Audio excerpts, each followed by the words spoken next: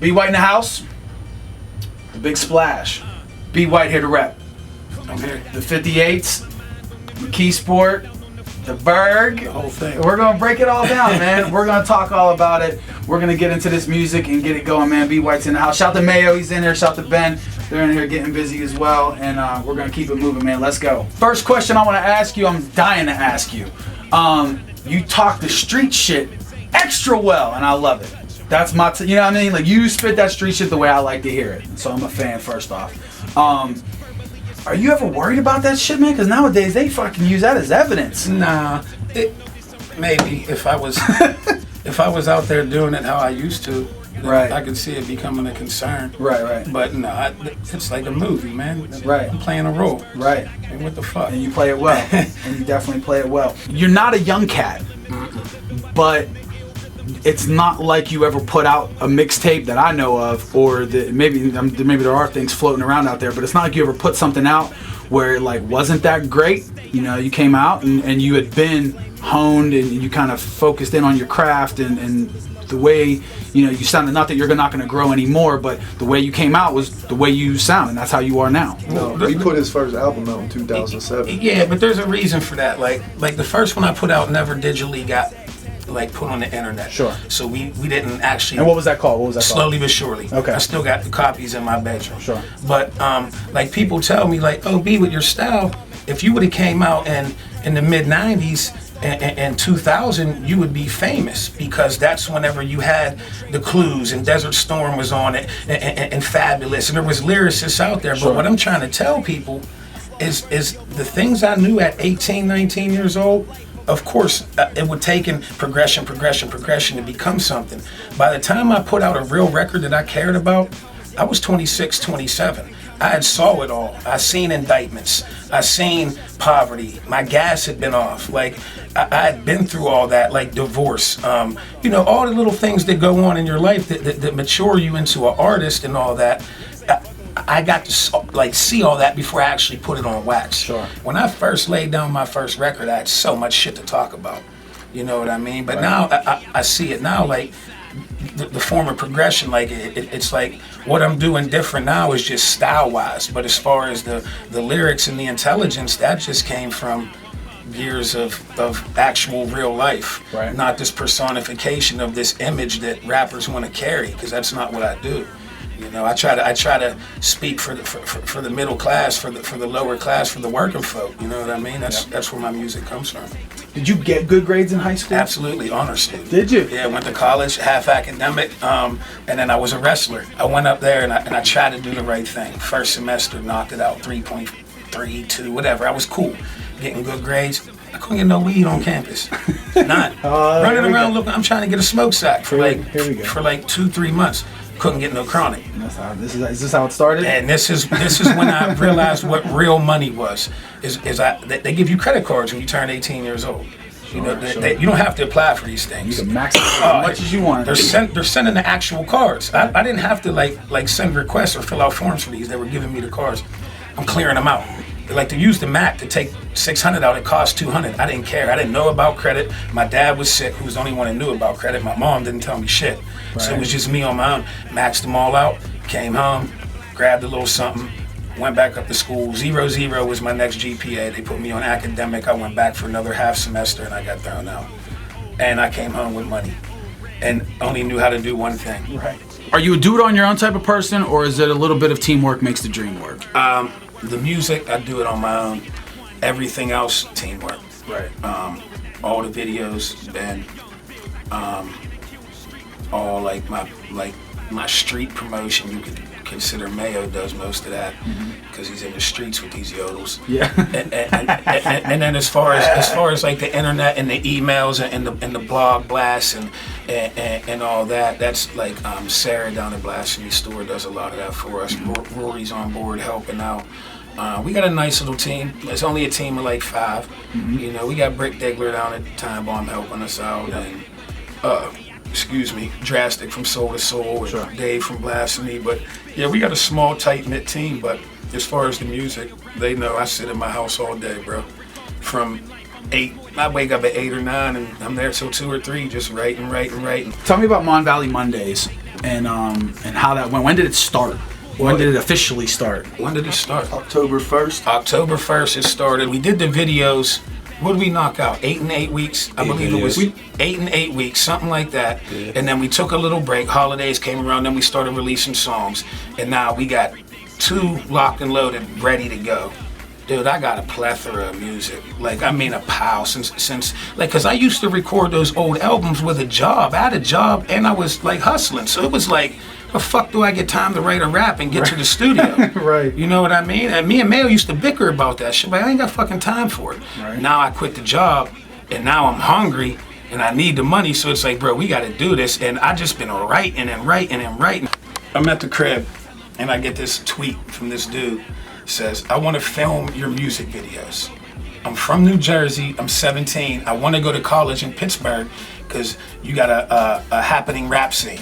I said, cool. But when I looked at his picture, there was a picture of this little Asian kid. Okay. I'm not lying, I'm not making this shit up, man. It was a real Asian dude, like, but he looked like a rapper. I don't know what Ben was filming. Whatever it was, Ben filmed something for dude. Sure. And that was his Twitter AV at the time. Okay. I didn't know who he was, so I'm expecting this Asian dude. So I pay it no mind. A year later, I get a tweet. Yeah, I got accepted to Point Park. I want to film your video. I'm like, oh, this fucking little Asian dude's for real. He's serious, right? He's serious, like, on some serious shit. So he's like, I'm at Point Park. So it's our first rodeo to go shoot a video. We gotta go pick him up. Pulled out on the corner. Boys are like, what's he look like? I just look for a little Asian dude. That's all I kept saying, look for a little Asian dude. This boy come walking out of Point Park. I was like, man, I'm on the corner. Where are you? He's like, I'm standing on the corner. He was right here. I didn't know it was him because I was expecting the Asian. And then he jumped in, and then ever since then, we've been filming videos. So Ben didn't come out of nowhere. Right. He came from New Jersey. He found me, and he used to be Asian. There it is, and those are all facts. Boom, shout out to Ben Fredette. Yeah, then the sneaky French Asian. What's the difference between hip-hop and rap to you? Or is there one at all? Yeah, of course. Hip hop to me always been a more lyrical based thing where the lyrics matter more than anything matters. Rap to me is another word for popular culture hip hop, which is just hip hop that can be played on the radio. Sure. Which in hindsight boils it back down to being pop, because if it was able to be played on the radio, it wouldn't really be hip hop. But that's just there's different songs you can make exceptions for. Sure, you know, like 99 Problems But a Bitch Ain't One. That's a radio song, but that shit's, he spits some bars in there. It's rugged, right? Yeah, right. You know what I mean? But like hip hop to me is like the Mos Defs, the Qualies, the Big L's. You know, that's hip hop, and then rap to me is like Kanye, Rick Ross. It's almost like I'm almost putting hip hop is the older cats. Your city paper quote that you think the reason why people appreciate your music so much is because not the only reason, but one reason is why you can appeal to so many people is because you're white and you grew up in poverty. Right. Talk to me about what that was like. Talk to me about what is the most poverty moment that you could kind of pinpoint, or you know, some examples, kind of like we did with the highlight. I mean, obviously, it was when I was younger and having the gas shut off in the house, and being a middle school, high school student and taking cold showers in January. That's fucked up. Now, my mom wasn't on dope. Like, I'm not saying I was, you know, both parents on dope from the projects poverty, but yo, that's 2 blocks down the street if you want to go check that out. That's my man's spot. I'm right up the hill. You know what it is, right? Yeah, like, but McKeesport is 50-50 white black. I believe that's what the race ratio is. If I'm off, we'll call it 60-40, and that's the furthest it can go. So we've seen it all. I mean, we have high income neighborhoods, and then a quarter mile away, you got the projects, and then up the hill, you got, you know, the nice part of Haler Heights. Then you're back down the hill, and you're in fucking Harrison Village. Like, so we got it all. Like, some of my best friends are black, some of my best friends are white. Like, that's what we grew up around. So to see the poverty, like, I've seen dope heads, I've seen crackheads, family members on junk, you know what I mean? Alcoholics beating their kids up, no lights in the crib, no gas in the crib. Like, if I wasn't a part of that, one of my best friends was. So there's not a bit of anyone could ever call me out and say, oh, B.White wasn't raised broke or this or that. Yeah, at certain points we had money, and at certain points I ain't have shit. And I'm down my man's crib whose parents are on dope, and I'm showering at their crib because they got heat. They had welfare and shit. My mom ain't want to get it. Like, she's too fucking proud to get it. We was broke in school, and she's making us pay $1 for lunch. All the poor kids got free lunch. You fill out how much money you make. They didn't even require you to turn tax information in. You just write your salary. Not back then, right? Yeah, and yeah, this was, I graduated high school 12 years ago. Like, I'm talking 15 years ago. I'm paying $1 for lunch because my mom had pride, because she wasn't used to that. Like, and the hood we were living in was just now becoming the shit show that it is now. It wasn't all that bad. We was allowed to play outside and this and that. Now shit's a little different. So, but yeah, I would say that the biggest part of like the worst poverty I've seen for me was showering cold or lighting candles and waiting 72 hours for the light man to come on and cut the lights on after Graham cuts the check, like the post dated check. Like, man, we had food stamps when it was paper money before it was an access eating shit card. on the shingle every day. That's what. Like I was raised when that's food what we was in stamps John paper Eagle. food stamps. Sure, like sure. there wasn't access cards and shit. Like shit was fucked up. But I got some records coming out. This one is gonna be real big. Like a lot of heart, a lot of, I don't even know what the word. Desperation. It's almost that desperation. Sure. Like, I mean, you can only chase a dream. Emotions make the best music. Yeah. And if I get pissed off enough at rap, like I have different resources in making money, legal money. Like I could work for my brother or a couple other people I know that have good businesses that would hire me. I'm not an idiot, but I'm really trying not to work or do anything just so I can, really put my time and everything into this music. Like, because my biggest fear is if I got to go back to work and I can't dedicate it. I just don't want to be that dude that says, I could have been a pilot, or I could have been a lawyer, but work in the mill. You know what I mean? Uncle Rico from Napoleon Dynamite. Yeah. We could have made states. Right. But could have made states. But the difference between me and Uncle Rico is Uncle Rico just wanted put in the game. Right. I'm in the game. Right. I'm the starting cue, and I'm good at it. So it's like, yo, if this don't pan out, I'm like one of those top. It's crazy. It's signing day for the high school recruits today. It's like that. It's one of those top dudes that, you know what I mean, that signs to a Alabama or to a Pitt or to hit and then doesn't pan out. I don't want to be that dude, but I feel like I waited long enough to put records out that I developed my niche, I developed my sound, developed my feel, lived enough life to recognize what's real and what's not real and what's expected and accepted and all this. And I think I have the proper method now to making good quality music, but I just don't want to not make it and say I didn't try. Sure. Like, I know a lot of dudes. Give it all you got, right? Give it all you got. Don't regret anything. I know dudes that can spit bar for bar with me, if not harder and better. They ain't got a video. They ain't got a CD. They ain't got nothing. But it's, boy, I'm the hardest. Boy, I'm the hard. Well, are you? Right. Who are you the How hardest hard are you to? trying? Right. Who are you the hardest to? Right. You know what I mean? Like, when it boils down to it, they don't even know who you are. Like, you have to. You gotta attack the internet. You gotta go for. I'm going for it. That's what I'm doing right now, Mayor Mike. I'm going for it. Good. Real quick, Hardwood Classic. I just want to talk about that because I'm definitely gonna have that on there. One of the greatest songs we ever made. Right. Why? I don't know. I don't know, because whenever I first heard it, I was like, oh, whatever, it's another song. It's me and Mayo. I think it's because we went back and forth a little bit and we've never done that. The beat deal is out. Say yes, of course. That's what I mean. I'm blessed, like, to have these producers, like, but I think the video made it, like, and it wasn't even that in depth of a video. We was just shooting and 2 hours and fucking around. We filmed that in 2 hours down Southside hoop courts. Wow. And I don't know, man. And that seems like to be the song that the hood really grasped onto, and that kind of blew my mind, because I got some songs like where I talk that shit, where boys from the hood should be like, oh, he's talking, and then we're talking this Hardwood Classic shit where we're just talking that real shit. And I don't know, man, like it's if you would have asked me when we made it, it'd just been another run-of-the-mill song.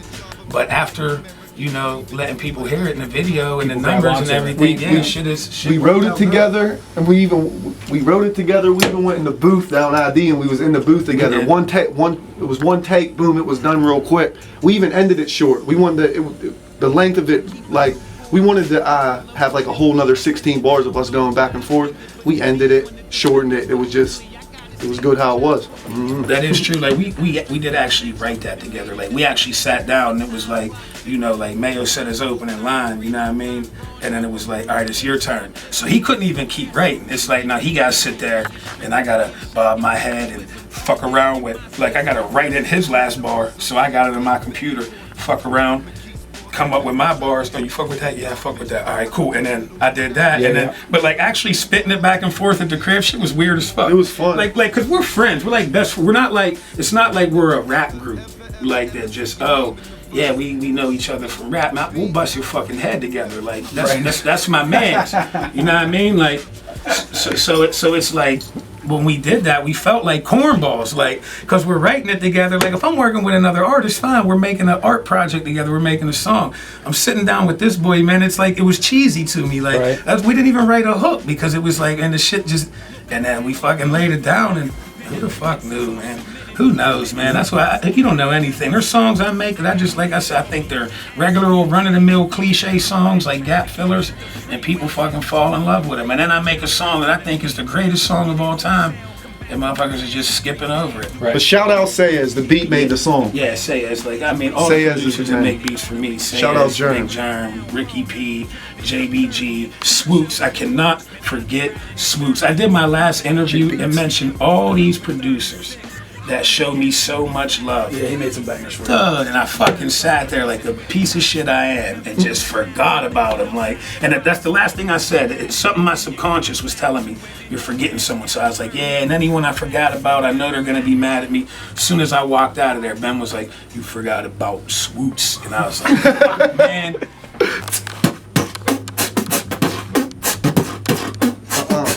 Look, Pittsburgh is the place of my birth, greatest city on earth. I came up moving that 50 in dirt. Chances are I probably gave you some work, or vice versa. Used to hang at the church. If not you, I gave your neighbor some perk. Small city, big dreams, boys plotting, but I'm hip to they schemes. Clickety clack, the big back gap fit in my jeans. These boys dissing, but they wiggity whack, like they be spitting that crack, but they ain't riffing the thing. Jerry curl dripping, I'm hitting the scene. You think I'm playing, but I'm not. Your girl play for my team. Whole squad, Major Supreme. North of the Mason Dixon, paper chasing the dream. Teenage money making machines. Flip the page a decade, the 58's the regime. If I catch you up in public, I'm making a scene. I spit that Pennsylvania rubbish, motherfucker. I don't go to the club to be seen. Real human fucking being. Trade my chains for a couple of things. You a pawn, I'm from the mall, and come and fuck with the kings. My words fell from Pittsburgh out to Flushing the Queens. Way down in H-Town where they swinging them things. Billy. I don't need a pen and paper. It's B.White, I'm on my own caper. I'm smoking major. I smoke a bong, I smoke a joint, I smoke a blunt, whatever. Boy, I'm hitting off the vapor. Inhale the reefer. Then I tell my teacher, I don't need you. Do you smell my reefer? I'm high in the clouds. I'm high in the sky. I'm so goddamn high, I think I might die, but I know I won't. Yeah, I'ma live forever, cause I don't give a fuck. In my mind too clever. I'm feeling like a bird. I could fly in any weather. If you feeling like the guard, pull the trigger, pop the lever. I'll smoke that fool. I'll choke that fool. You don't know me, ho. Don't provoke that fool. I done lost my mind. I done lost my noodle. I'm a big pit bull. You little bitches just poodles. 58 standing in the building. I'll kill your children. Listen, I don't like civilians. Feeling like a man standing on top of a mountain. Look. My weed has a fountain. I dump it out my pockets. Smoke going it crazy, then I go into rotation. So you treat me like a socket. B be the prophet. B be the option. The only option left. Whatever you spit and stop talking. Then I'm back with the illest. Yeah, word. That was fun. There it is.